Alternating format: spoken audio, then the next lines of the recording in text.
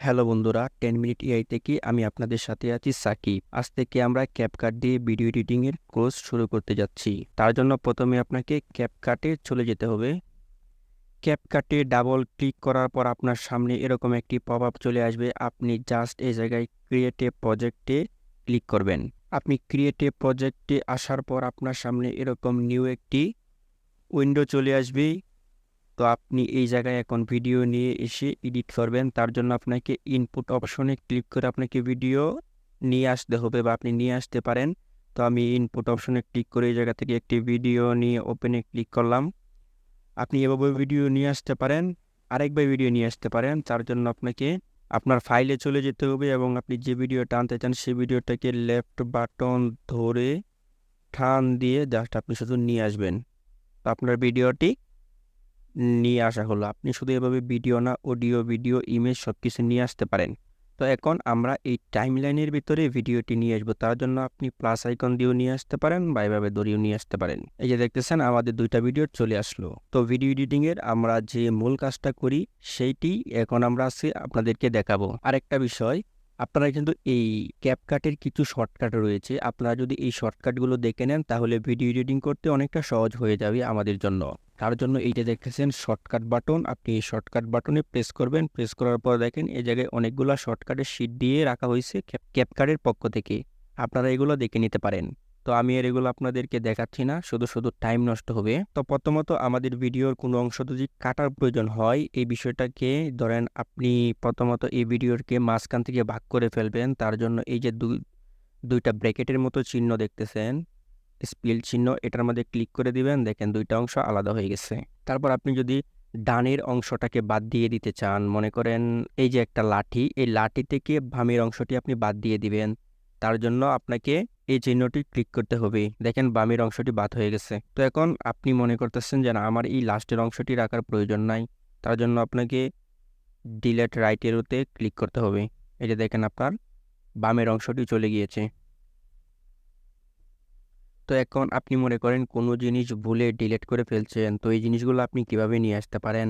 আপনি এই জায়গায় আন্ডুতে ক্লিক করেও নিয়ে আসতে পারেন, অথবা আপনি কন্ট্রোল জেড প্রেস করেও কিন্তু কোনো জিনিস যদি ভুলে ডিলিট করে ফেলেন তাহলে এগুলো আপনি নিয়ে আসতে পারেন। Control Z shortcut. তৃতীয় বিষয় হলো, মনে করেন আপনি এই ভিডিওটাকে ডিলিট করে ফেলবেন, তার জন্য আপনাকে এই ডিলিট বাটনে প্রেস করবেন, তাহলে সেটা ডিলিট হয়ে যাবে। আমি কন্ট্রোল জেড দিয়ে আবার ফিরিয়ে আনতাছি। তার এই বিষয়টা কি? এই বিষয়টা হলো ফ্রিজ। আপনি কোনো ছবি থেকে যদি শুধু একটা ইমেজকে খুব ভালোভাবে দেখাতে চান তাহলে আপনি এই ফ্রিজ অপশনটা ব্যবহার করবেন। দেখেন আমার এই ভিডিওটা চলতেছে, কিন্তু আমি চাচ্ছি এই জায়গায় একটা ইমেজ ব্যবহার করতে। এই ইমেজটা, এই ভিডিওতে যে ইমেজটা চলতেছে এই ইমেজটা ব্যবহার করব। তার জন্য আমি শুধু এই জায়গায় ফ্রিজ অপশনে ক্লিক করে দেব। এখন দেখেন এই ইমেজটা, এই ভিডিওটি ইমেজ হয়ে গেছে। এই যে দেখতেছেন, আমি চাইলে এটাকে আরো বড় ছোট করে দিতে পারবো আমার ইচ্ছা মতো। বড় করার জন্য আপনাকে আপনার ওই কার্সরটা ভিডিওর বা ইমেজের এই বরাবর নিয়ে আসবেন, এসে টান দিয়ে ধরে বাম দিকে অথবা ডান দিকে নিয়ে যাবেন, তাহলে দেখবেন ছোট বড় হয়ে যাচ্ছে। দেখতেছেন? তারপরে হলো রিভার্স। তো রিভার্সের অংশটা এখন যদি দেখাই তাহলে হয়তো আপনারা এখন বুঝবেন না, তাই রিভার্সের অংশটা এখন আমি দেখাচ্ছি না। মিরর, মিররের অংশটি দেখাচ্ছি না, এখন আসতেছে রুটেটের অংশটি দেখাই।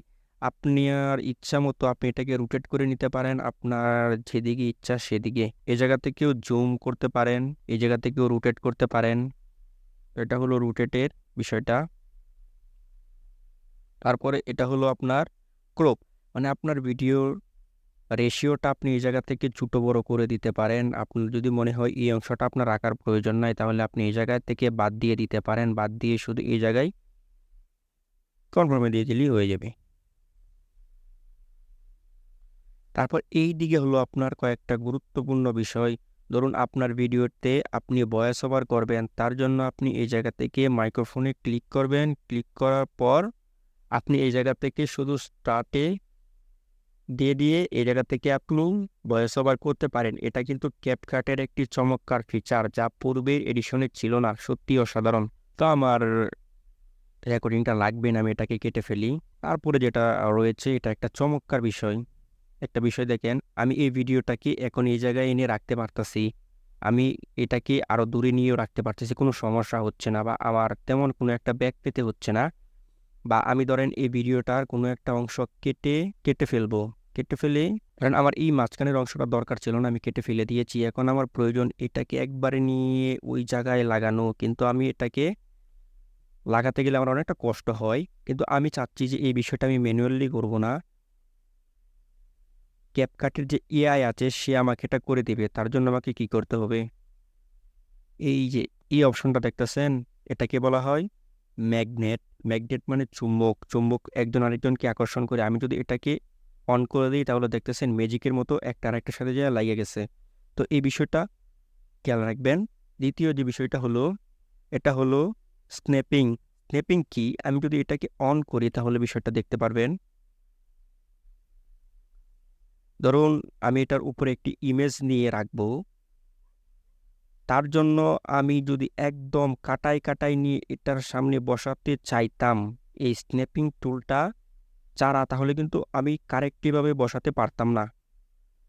এখন যেহেতু আমি এই স্ন্যাপিং টুলবারটা অন করে দেব, তাহলে আমি যদি এটার সামনে নিয়ে বসাই তাহলে দেখেন একটা গ্রিন চিহ্ন, এটাকে গ্রিন চিহ্ন বলা হয় না, যাই হোক একটা অন্যরকম চিহ্ন কিন্তু চলে আসছে। তার মানে আপনি যে জায়গায় বসাতে চাচ্ছেন, বা আপনি যদি এটার নিয়ে সাথে নিয়ে যদি বসাতে চান, এটা বসে গেল সুন্দর। তো আমরা দ্বিতীয়টার কাজ দেখে ফেললাম। এখন তৃতীয়টার কাজ কি? তৃতীয়টার কাজ হলো আপনার লিঙ্ক। কোনো একটা জিনিসের সাথে আপনি এটাকে যুক্ত করে দিবেন, তার জন্য আমাদেরকে একটি স্টিকার নিয়ে আসতে হবে। ধরুন আমি এই স্টিকারটা নিয়ে আসলাম, নিয়ে আসার পর আমি এই স্টিকারটা একটু ছোট করে দেই। আমি এই স্টিকারটা এই জায়গায় রাখবো। তখন আমি ভিডিওটা প্লে করি, দেখি কি হয়। তো দেখতেছেন গাড়ি যাইতেছে, কোনো একটা সময় যে গাড়িটাকে সে মুছে দিছে। তো এখন মনে করেন আমি চাচ্ছি যে এই ভিডিওটাকে আবার এই ভিডিওটার সামনে নিয়ে আসতে হবে। তার জন্য আমি এটাকে টেনে নিয়ে আসলাম, এবং এর সাথে যে একটা স্টিকার ওটা লিঙ্ক হয়ে গেছে, এই স্টিকারটা সহ কিন্তু এই জায়গায় চলে আইছে। কিন্তু আমি যদি এখন এই জায়গা থেকে লিঙ্কটা বন্ধ করে দেই, তাহলে দেখবেন আমি যদি এটাকে কোনো জায়গায় নিয়ে যাই তাহলে ওই স্টিকারটা এটার সাথে আসলো না। তার কারণ হলো এই স্টিকারটা এটার সাথে এখন আর লিঙ্ক নাই। তো আমি যদি এটাকে এটার সাথে লিঙ্ক করে দিতে চাই, তাহলে আপনাকে ওই লিঙ্ক অপশনটাকে চালু করে দিতে হবে। এই জায়গা থেকে লিঙ্ক অপশনটা চালু করে দিলেই এটার সাথে আপনি স্টিকারটা বলেন সব জায়গায় চলে যাবে।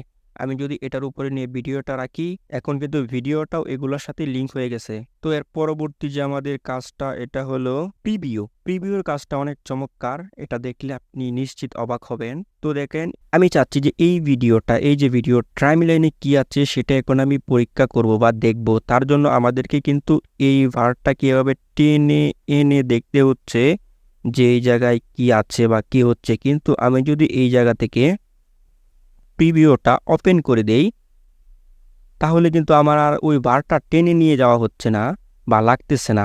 আমি যখন আমার কার্সরটা বা মাউসটা এদিক থেকে ওদিক নিব, তাহলে কিন্তু ওই ভিডিওতে কি আছে সেটা কিন্তু খুব স্পষ্টভাবে আমি দেখতে পারতেছি। আর আরেকটা মজার বিষয় হলো, আপনি এই কার্সরটা রাখা অবস্থায় আপনি যদি বামের অংশটাকে বা ডানের অংশটাকে কেটে ফেলতে চান, তাহলে আপনি এই জায়গা থেকে শর্টকাট ব্যবহার করবেন। আমরা জানি যে ডানের অংশটাকে কেটে ফেলতে হলে আপনাকে কিউ প্রেস করতে হবে। আমরা যেহেতু এখন বামের অংশটাকে কেটে ফেলবো, তাহলে আমাদের শর্টকাট হলো ডব্লিউ। আমি ডব্লিউ প্রেস করার সাথে সাথে দেখতেছেন বামের অংশটা কেটে গেছে। আমার আর ওই বারটা নিয়ে যাওয়া লাগতেছে না।